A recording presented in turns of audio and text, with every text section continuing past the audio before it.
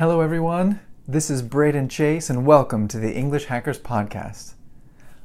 I am here and I wanted to talk to you guys about something that one of my students asked for just yesterday in the comments, which is the difference between J in English and Y in English, right? These two sounds. So first I want to talk about how J and Y in English actually have multiple sounds attached to them, right? So the J can be, so the letter J can be a J sound, can be a J sound, it can be a couple different sounds. And also with the letter Y, it can be a Y sound, it can be a Y sound, it can be an E sound, a couple other things, right? There's a bunch of different sounds that are attached to those letters, okay? So that's the first point. The second point, or the second part of this, we're going to focus on just two sounds, not the letters, but the sounds. So on one side we have the Y sound, which is ya, that sound. And on the other side, right, we have the J sound, which is j.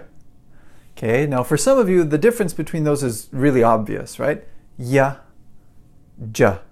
But for others, it sounds like I'm saying the same thing, right? And I get it, right? Ya, j, right? They sound very similar and I get it. So how do we tell the difference? How do we know what's going on? So from listening, right, there's the main difference between the two when we're listening is that the y sound is a soft start, whereas the j sound has a hard start. Okay, and we'll talk about that more here in a little bit. So y for yes or you or yellow, things like that. Over here we have the hard start, which is Jess or Jew or jello, right? See those three things?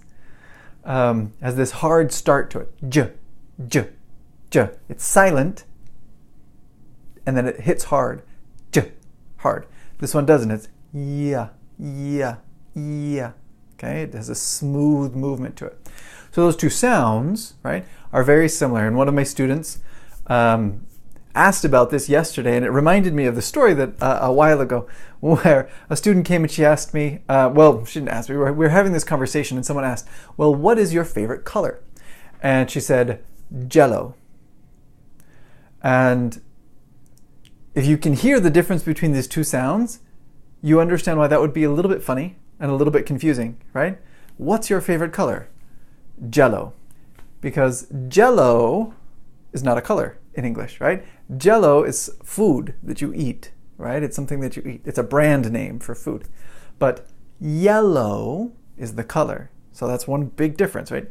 Jello is something that you eat, and yellow is a color. It's one of these two main things, right? Say a different situation, right? If I had a friend when I was growing up, her name was Jessica. So that's this sound over here, right? The hard j, that hard sound. So Jessica, we'd often just call her Jess. Hey Jess, can you come here, right? Something like that.